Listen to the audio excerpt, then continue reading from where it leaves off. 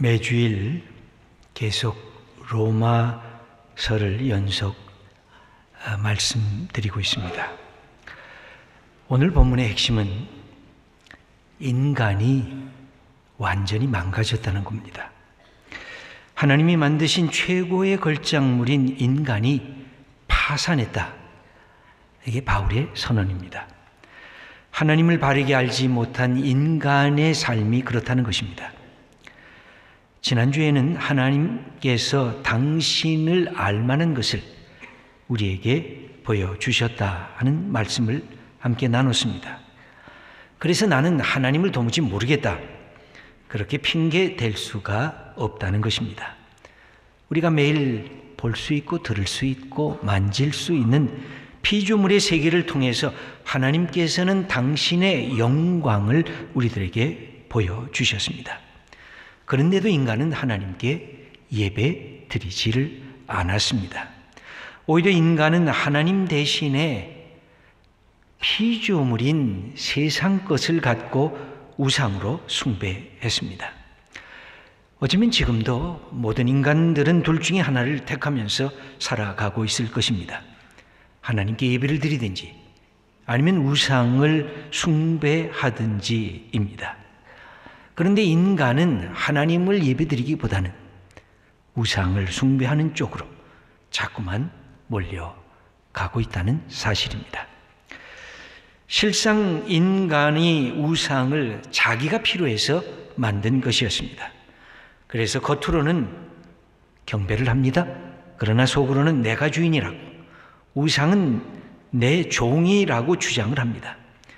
그런데 어느 날 어느 순간에 우상이 나를 지배하고 조종하는 것을 발견하게 됩니다. 그러면 그때는 이미 주도권이 내게서 우상에게로 넘어간 뒤입니다. 아무리 바꾸려고 해도 쉽게 그 우상이 나를 지배하는 그 가치관이나 영역에서 빠져나올 수가 없다는 말씀입니다. 그런 모습을 하나님께서 보시면서 싫어하셨습니다. 우상 숭배하는 것을 보면서 가슴 아프게 여기셔서 그들을 향해서 하나님의 뜻을 보여주시라고 합니다. 그것이 로마서 1장 18절에 나오는 말씀입니다. 함께 읽겠습니다. 하나님의 진노가 불의로 진리를 막는 사람들의 모든 경건하지 않음과 불의에 대하여 하늘로부터 나타나나니, 하나님의 진노가 인간의 불경건, 인간의 불의, 그것에 대해서 강력하게 나타났다는 것입니다. 어떤 방식으로 나타났을까요? 근데 오늘 본문을 보면 좀 특이한 말씀이, 이 어구가 3번 반복되는 표현이 있습니다. 그것은 24절, 26절, 28절에 나오는 것인데, 하나님께서 내버려 두셨다 하는 그 표현입니다. 불경건과 불의 속에 하나님께서 그대로 방치해 본다는 것입니다. 이것은 하나님이 행하시는 심판의 또 다른 방식이라고 할 수가 있습니다. 인간들아, 네 마음대로 한번 해보려무나. 내가 직접 징계를 내릴 수도 있지만 그러나 한번 지켜보겠다는 겁니다. 네가 행한 악이 얼마나 더 큰 악을 만들 수밖에 없는가 네가 스스로 체험해보라는 겁니다. 마치 브레이크 없는 열차처럼 악이 더 큰 악을 향해 치닫게 만들었다는 말씀입니다. 여러분 기억하십니까? 예수님의 탕자의 비유를 보면 탕자가 아버지 앞에 가졌던 생각은 아주 뚜렷했습니다. 아버지, 내 목 주세요. 내 목 갖고 아버지 집을 내가 떠나겠습니다. 이렇게 결심한 다음에는 아버지가 도통 말릴 수가 없습니다. 여러분, 우리가 젊을 때 아버지나 어머니를 향해서 저항하는 말을 하고 아버지가 아무리 어머니가 뭐라고 그래도 한번 내 속에 결심하면 여러분 그 말이 안 들리지 않습니까? 그런 마음을 먹은 탕자를 아버지는 더 이상 말릴 수가 없었습니다. 그렇다고 하면 하나님께서 인간의 죄악을 그대로 내버려 두신 이유는 도대체 뭘까요? 그것은 아버지의 집을 나간 인간이 사실은 징계하려고 하는 마음보다는 제발 돌아오라는 겁니다. 내게로 다시 오라는 것입니다. 회개하고 스스로 깨닫고 돌아오라는 것입니다. 왜냐하면 인간은 스스로 깨닫기 전에는 돌아갈 생각을 하지 않기 때문에 그렇습니다. 하나님은 우리 인간을 자유자로 만드셨습니다. 하나님께서 우리의 자유의지를 얼마나 소중히 여기시고 존중하십니까? 스스로 내가 자기 반성을 해봐라. 내가 어디까지 갈 것인가? 그것을 경험하고 내가 돌아오게 될 거다. 그래서 하나님은 기다리셨습니다. 그래서 하나님의 침묵은 하나님의 무능의 표지가 결코 아닙니다. 하나님의 침묵은 하나님의 무관심의 증거도 결코 아닌 것입니다. 한편으로는 하나님의 침묵은 하나님의 심판의 하나의 방식이고, 또 다른 면으로 보면 하나님께서 끊임없이 돌아오기를 기다리는 하나님의 사랑의 표현이 침묵하고 계신 것입니다. 여기 오늘 본문에 경건하지 않다고 하는 불경건이란 나와 하나님과의 수직적인 관계가 어긋났다는 것입니다. 그래서 하나님을 하나님으로 대접하지 않는 것, 하나님께 예배드리지 않는 죄가 경건하지 않은 우리의 죄악이다. 동시에 불이라고 하는 것은 나와 이웃과의 수평적 관계가 어긋났다는 겁니다. 내 이웃을 향해서 사랑이 결핍되어 있다는 것입니다. 따뜻하게 이웃을 배려할 줄 알기보다는 이기적이 돼서 남을 어렵게 하고 남에게 잔인하게 하는 것을 마음속에 품는 것이 인간의 모습이고 불이라고 우리들에게 지적하고 있습니다. 10계명으로 이를 설명한다고 하면 1계명부터 4계명, 하나님을 하나님 되게 하는 그것을 인간은 거절하고, 5계명에서부터 10계명, 이웃을 사랑할 줄 아는 인간이 되는 그것에 대해서 불순종한 그 모습이 불경건과 불의에 대한 모습이라고 우리들에게 가르칩니다. 이 불경건과 불의는 결코 우리를 세우지를 못합니다. 우리를 무너뜨립니다. 우리를 살리지를 못합니다. 우리를 죽여버립니다. 그 결과는 바울이 말씀하신 내용은 바로 이렇습니다.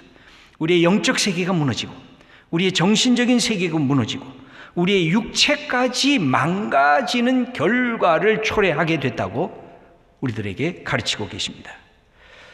여러분, 로마서에 예수 그리스도의 복음의 내용이 있지만 1장 18절부터 3장 20절까지는 아직 복음에 대한 얘기가 안 나옵니다. 복음이 왜 필요한지, 예수 그리스도가 이 땅에 왜 오셔야 됐는지, 우리가 왜 예수님을 믿어야 되는지, 예수님을 통해서 왜 하나님의 사랑을 우리가 받아야 하는지를 보이기 위해서 인간이 하나님 없이 살 때 인간이 얼마나 흔들리는 망가진 금이 간 존재인가를 우리들에게 보여주려고 하고 있습니다.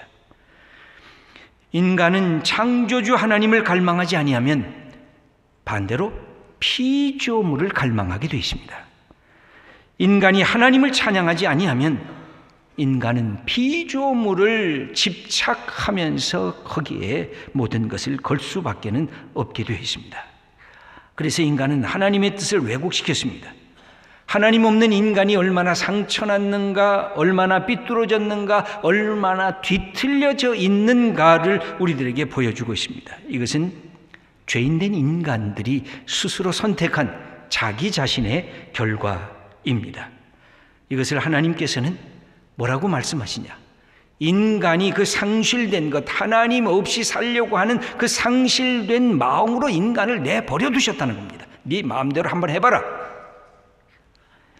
오늘 28절 마지막 말씀, 이 28절에 우리들에게 그 모습을, 여기 보면 상실한 마음대로 내버려 둔 결과를 쭉 얘기를 하고 있는데, 한번 28절 말씀을 읽어보겠습니다. 또한 그들이 마음에 하나님 두기를 싫어하며 하나님께서 그들을 그 상실한 마음대로 내버려 두사 합당하지 못한 일을 하게 하셨으니, 합당하지 않냐, 하나님이 기뻐하시지 않는 일을 하게 했는데 그 마음에 하나님 두기를 싫어하니까, 그래 하나님 두기 싫어하는 내 인생 내 뜻대로 살아보면 어떤 결과가 나올까 하고 하나님께서 질문하시는 것입니다. 그 모습이 29절 이하에 나와 있는데 무려 21개의 죄악의 목록들을 바울은 기록해 주고 있습니다. 여러분, 이 목록들을 우리가 함께 읽어보면서 나는 이 목록에서 정말 자유로울 수 있는가? 나는 여기에 해당되는 나의 악은 이 안에 없는가를 우리가 다시 생각해 보면서 29절부터 31절까지 이 21개의 악덕목이 뭔가 우리 한번 천천히 읽어보겠습니다. 곧 모든 불의, 추악, 탐욕, 악의가 가득한 자요, 시기, 살인, 분쟁, 사기, 악독이 가득한 자요, 수근수근하는 자요, 비방하는 자요, 하나님께서 미워하시는 자요, 능욕하는 자요, 교만한 자요, 자랑하는 자요, 악을 도모하는 자요, 부모를 거역하는 자요, 우매한 자요, 배약하는 자요, 무정한 자요, 무자비한 자라.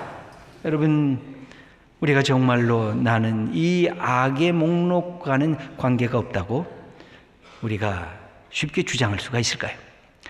예수님을 믿고 하나님을 경배하는 우리들이 세상 사람들이 이런 죄악과 불의 속에 빠져 있다고 우리는 소리칠 때가 있습니다.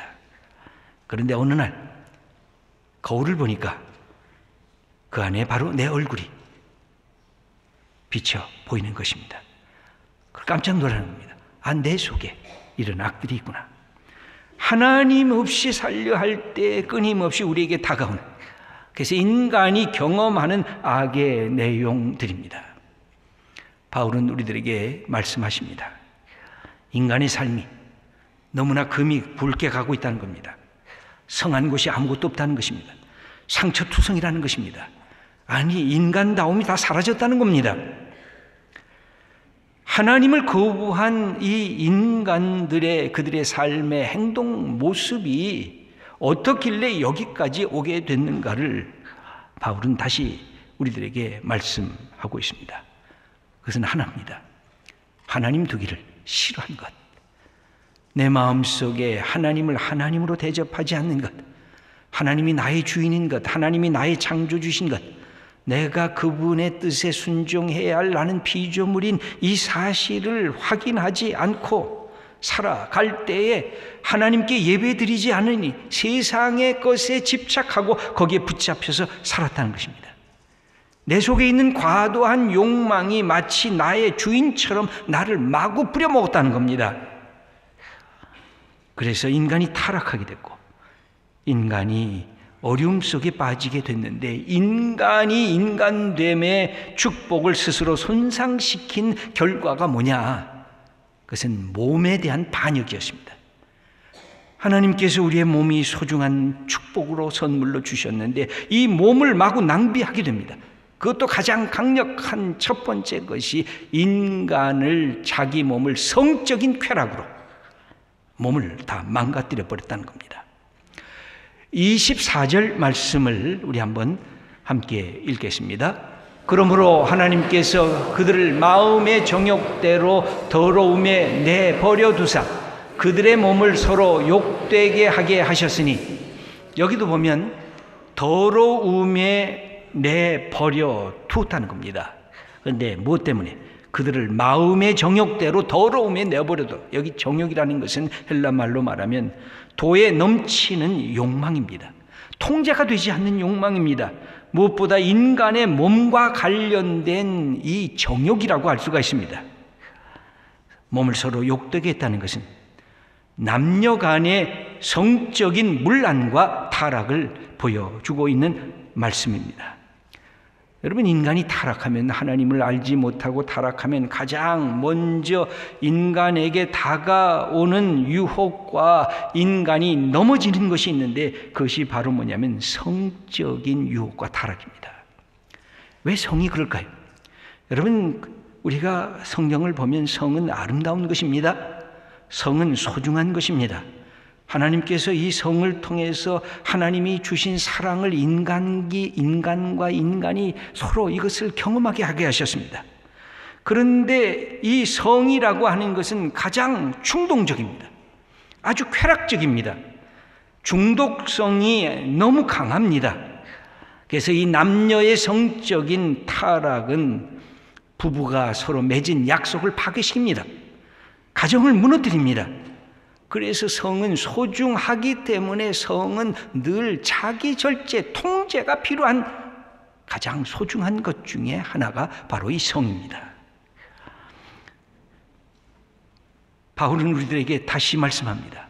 이런 남녀 간의 성적인 문란이 동성 간의 성적인 문란과 타락으로 다시 또 확대되고 있다는 것입니다. 26절과 27절 말씀을 우리 함께 읽겠습니다. 이 때문에 하나님께서 그들을 부끄러운 욕심에 내버려 두셨으니 곧 그들의 여자들도 순리대로 쓸 것을 바꾸어 영리로 쓰며 그와 같이 남자들도 순리대로 여자 쓰기를 버리고 서로 향하여 음욕이 불일 듯하며 남자가 남자와 더불어 부끄러운 일을 행하여, 여기도 뭐라고 되어 있냐면 그들을 부끄러운 욕심에 내버려뒀다. 이 세 번이나 나옵니다. 내버려뒀다는 겁니다. 너희들이 어떻게 하는가? 너희들이 스스로 갖고 있는 인간의 욕심과 인간의 욕망과 성적인 정욕에 의해서 너희의 인생을 살아갈 때 어떻게 되는가? 동성애의 탐욕이란 것은 성경이 뭐라고 말을 할까요? 성경은 우정을 예찬합니다. 성경은 친구를 사귀는 것이 하나님의 축복이라고 우리들에게 가르칩니다.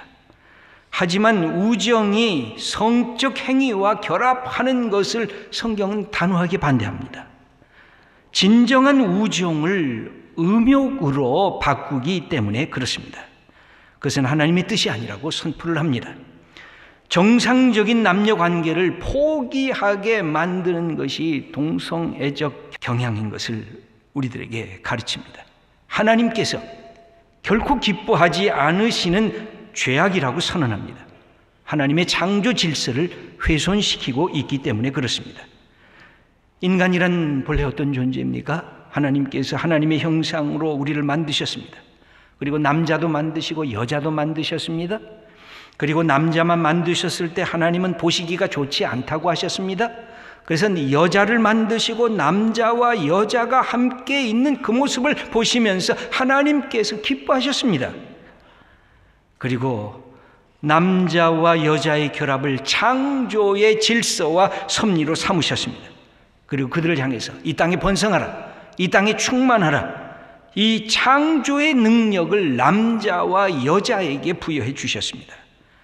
그래서 자녀를 낳고 아버지가 되는 것, 어머니가 되는 축복을 누리면서 이 땅에 하나님의 대리자로 창조 세계를 이렇게 다스리는 특권을 준 것입니다. 얼마 전에 미국 연방 대법원에서 동성 결혼의 허용을 헌법으로 그렇게 그것을 용인하는 결정을 냈습니다. 어떤 사람들은 잘된 결정이라고 박수를 쳤고, 어떤 사람들은 아주 잘못된, 그것은 이상한 이 결정이라고 놀라고 경악하는 모습도 있었습니다. 여러분, 우리가 어떻게 이 문제를 다뤄야 하는 것일까요? 하나님께서 우리들에게 주신 자연의 순리를 거절하게 하는 것, 창조의 섭리를 파괴시키는 것, 이것을 하나님께서는 기뻐하시지 않는다는 것이 성경의 말씀입니다. 이 타락한 인간들이 어떻게 합니까? 32절을 보면 이런 말씀이 기록이 되어 있습니다. 함께 읽겠습니다. 그들이 이 같은 일을 행하는 자는 사형에 해당한다고 하나님께서 정하심을 알고도 자기들만 행할 뿐 아니라 또한 그런 일을 행하는 자들을 옳다 하느니라. 악은 악을 조장하고 있습니다. 혼자 하기가 싫어서 악한 동물을 찾는데 혈안이 되어 있다는 것입니다. 그런 일을 행하는 자를 옳다고 여기면서 부추깁니다. 나만 혼자 악을 행하지 않겠다고 너도 같이 악의 친구가 되자고, 이런 모습을 우리의 시대의 양상이 그대로 노출시키고 있습니다. 여러분, 우리가 하나님 앞에서 죄인들입니다. 인간관계에 거짓과 시기가 있습니다. 탐욕과 교만도 있습니다. 이런 죄악들을 지닌 존재 바로 우리들입니다. 우리가 남녀의 불륜의 자리까지 간 경험들이 있는 그런 존재들입니다. 우리가 동성애 죄악들도 범죄하고 있는 그런 존재들입니다. 그럼에도 불구하고 왜 우리가 예배드리러 나오는 것일까요? 우리를 용서하시는 분이 바로 하나님이신 것을 알고 있기 때문에 그렇습니다. 우리가 의인으로 이 자리에 나온 것이 아닙니다. 우리 속에 시기도 있고 거짓도 있고 남을 무너뜨리려고 하는 악한 마음도 있고 우리가 남에게 무자비한 모습도 있고 남녀 간에 하나님의 주신 법도를 지키지 않는 우리의 음란한 죄악도 있고 동성 간의 잘못된 죄악도 우리들에게 있습니다. 우리가 하나님 앞에 나온 것은 하나님께서 우리 주님께 그 모든 것을 다 토해놓고 우리로 변화받으라는 것입니다. 지금 바꾸라는 것입니다. 우리의 삶이 죄악의 자리에 있다면 지금 그 자리를 박차고 나오라는 것입니다. 거짓과 교만과 음란의 죄악이 내게 있으면 거기서 탈출하라는 것입니다. 가정을 파괴하는 남녀의 불륜적인 사랑을 하고 있다고 하면 거기에서 그것을 끊고 벗어나라는 것입니다. 남자와 남자, 여자와 여자가 사랑이라는 명목으로 동성애적인 성적 자리에 있다면 그곳을 해방하라는 것입니다. 오늘 우리가 다 망가진 죄인으로 주님 앞에 나왔습니다. 예수 그리스도의 보혈이 아니면 어느 누구도 용서받을 수 없는 우리는 죄진 인간들입니다. 교회는 의인들의 모임이 아니라 죄인들의 모임인 것입니다. 내 죄를 고백하고 하나님의 의를 덧입는 자리가 바로 이 예배 공동체입니다. 그 중심에 예수 그리스도가 있습니다.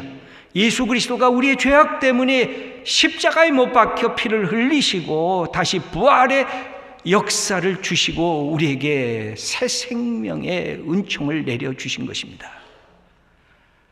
남을 정죄하고 남을 비난하는 것이 우리의 첫 번째 목표가 아닙니다.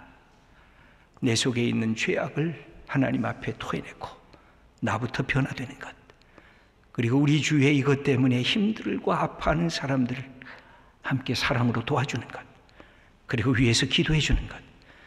그래서 우리가 하나님 앞에서의 우리의 몸이 정결한 사람으로, 우리의 영혼이 하나님의 자녀된 기쁨으로 충만한 사람으로 우리가 함께 초청하고 우리가 함께 그 길을 가는 것, 그것이 하나님께서 우리에게 맡겨주신 사명인 것입니다. 여러분, 성경은 우리들에게 말씀합니다. 죄는 그것은 죄라고, 그러나 그것은 예수님의 은혜를 통해서 용서받을 수가 있다고, 그리고 우리의 몸을 정결하게 하나님 앞에 드리는 신부처럼 그렇게 하나님께 드리라고 하나님은 우리를 가르치고 계십니다. 우리 한 사람 한 사람 오늘 주님 앞에 나와서 내 모습을 토하고 용서받고 고치고 그리고 하나님의 사람으로 정결하게 나가는 주님의 자녀들 다 되시기를 축원합니다.